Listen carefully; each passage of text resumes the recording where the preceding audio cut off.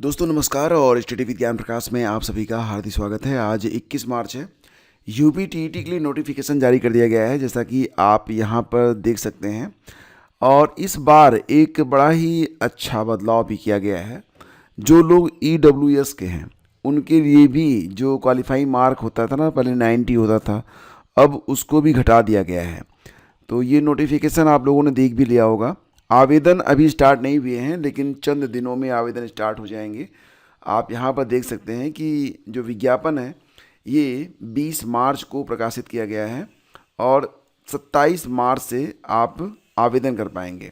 यानी कि पंजीकरण, ऑनलाइन आवेदन, शुल्क जमा आदि ये सारी प्रक्रिया जो है 27 मार्च से स्टार्ट होगी।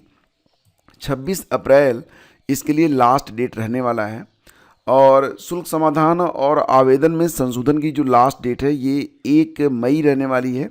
ध्यान दीजिएगा कि परीक्षा जनपद की सूचना, यानी कि आपकी जो परीक्षा होगी तो इसकी जानकारी आपको जून में मिलेगी, 22 जून को। और आपकी जो परीक्षा है ये 2, 3 और 4 जुलाई को करवाई जाएगी। ये सारी डिटेल्स आपको पहले से प्रोवाइड कर दी गई है। रही बात दोस्तों ये कि इस बार क्वालिफाई मार्क होता है, सिर्फ उसमें ही बदलाव किया गया है। मतलब जो पहले था ना SC ST OBC के लिए, या जो रिजर्व कैटेगरी के एस्पिरेंट होते थे उनको जो है केवल 82 मार्क पर क्वालिफाई करवाया जाता था। तो इस बार उसमें EWS को भी ऐड किया गया है। इस बार आवेदन के लिए जो शुल्क है उसमें भी बढ़ोतरी कर दी गई है। एक पेपर का जो आवेदन शुल्क होगा ये 1000 रुपये होगा। अगर दोनों पेपर आप करेंगे तो आपको 2000 रुपये देना पड़ेगा। आप अगर सामान्य EWS या फिर OBC कैटेगरी से आते हैं तो। वहीं पर अगर आप SC ST हैं तो आपको एक पेपर के लिए 500 रुपये, दोनों पेपर में अगर आप आवेदन करते हैं तो आपको 1000 रुपये देने पड़ेंगे।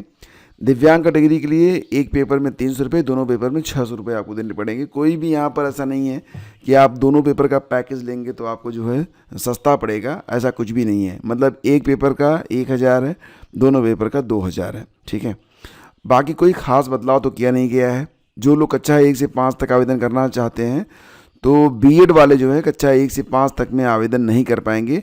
हाँ, जो लोग पहले से शिक्षक हैं, जैसा कि आपने देखा था कि सुप्रीम कोर्ट के अनुसार जो लोग शिक्षक हैं उनके लिए टेट अनिवार्य है, तो उसके लिए एक अलग से कॉलम होगा।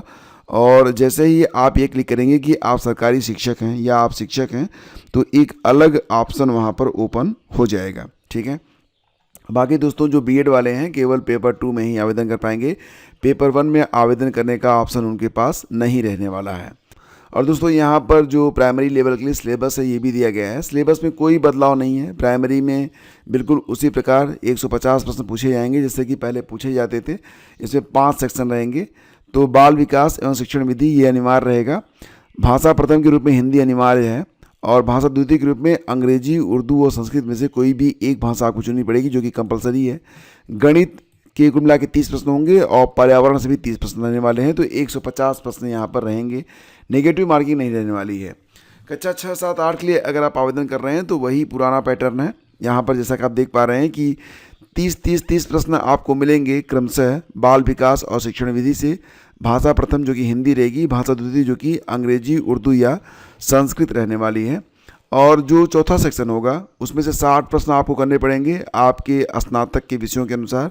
अगर आप साइंस वर्ग के हैं तो गणित और विज्ञान के 60 प्रश्न चुनेंगे। अगर आप सामाजिक विज्ञान के हैं तो सामाजिक अध्ययन और सामाजिक विज्ञान शिक्षक के लिए जो आपके 60 प्रश्न होंगे उनको चुनना पड़ेगा। या फिर अन्य किसी शिक्षक के लिए क या ख में से कोई भी एक आप जो खंड चुनेंगे और उससे 60 प्रश्न आप हल करेंगे। नेगेटिव मार्किंग यहाँ पर नहीं रहने वाली है। ठीक है, और जैसा कि आपने देखा था कि एग्ज़ाम डेट जो है ये 2, 3 और 4 जुलाई को तय की गई है। तो नॉर्मलाइजेशन की प्रक्रिया भी अपनाई जाएगी। पेपर टफ रहेगा तो आपके अंक बढ़ जाएंगे, पेपर सरल रहेगा तो आपके अंक जो हैं वो घट जाएंगे। तो नॉर्मलाइजेशन की प्रक्रिया इस बार की जा रही है।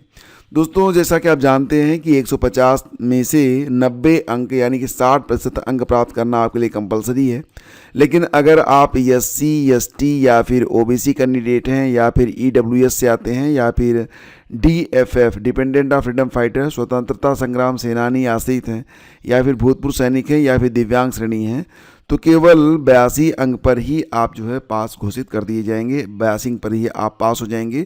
आपके सर्टिफिकेट की जो वैधता होगी ये लाइफ टाइम रहने वाली है। ठीक है, और बाकी कोई जानकारी यहाँ पर बहुत विशेष नहीं है। इतना ज़रूर है कि आप अपना जो अगर आवेदन करना चाहते हैं, रिजर्वेशन का लाभ लेना चाहते हैं, तो आवेदन से पहले का आपके पास सर्टिफिकेट होना चाहिए, SC ST OBC सर्टिफिकेट जो कुछ भी है वो पहले से बनवा के रखिए, क्योंकि इसकी आवश्यकता आपको पड़ेगी। तो अगर अभी तक आपने नहीं बनवाया है तो बनवा लीजिए, क्योंकि इससे आपको अब ज़रूरत भी पड़ेगी और आगे चलकर इसकी आवश्यकता भी रहेगी।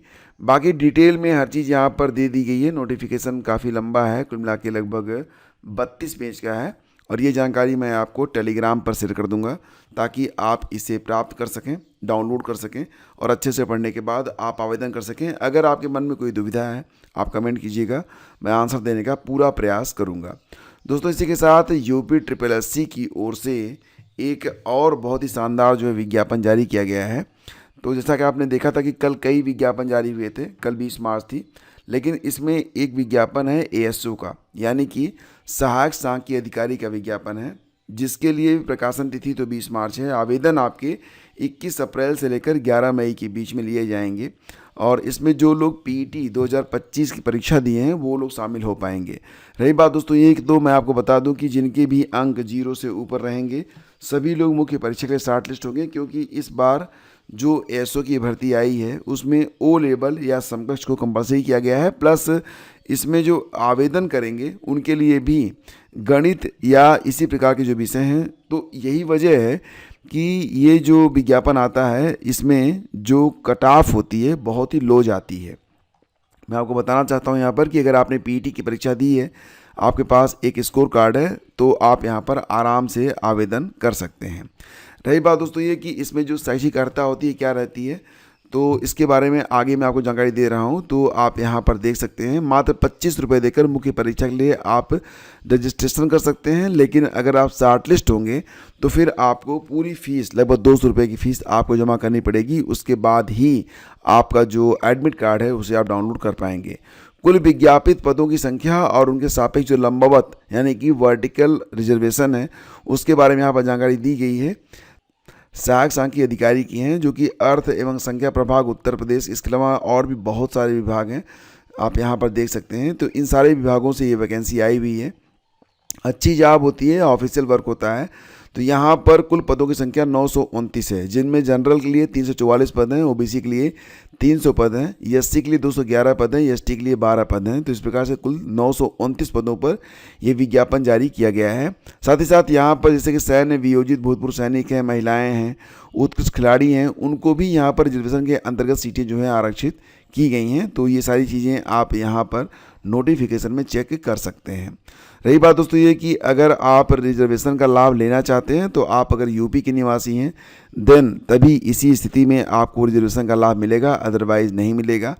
और कौन कौन से लोग इसमें आवेदन कर सकते हैं, तो मैंने तो पहली शर्त बताई थी कि PET की परीक्षा पास होना चाहिए, प्लस आपके पास गणित या गणितीय सांख्यिकी या कॉमर्स वाणिज्य या इकोनॉमिक्स अर्थशास्त्र या सांख्यिकी में स्नातकोत्तर उपाधि या सरकार द्वारा इसके समकक्ष मान्यता प्राप्त कोई अर्हता आपके पास होनी चाहिए, प्लस O स्तरीय डिप्लोमा या किसी मान्यता प्राप्त विश्वविद्यालय संस्था से कंप्यूटर विज्ञान में एटलीस्ट 1 वर्ष का डिप्लोमा आपके पास होना चाहिए।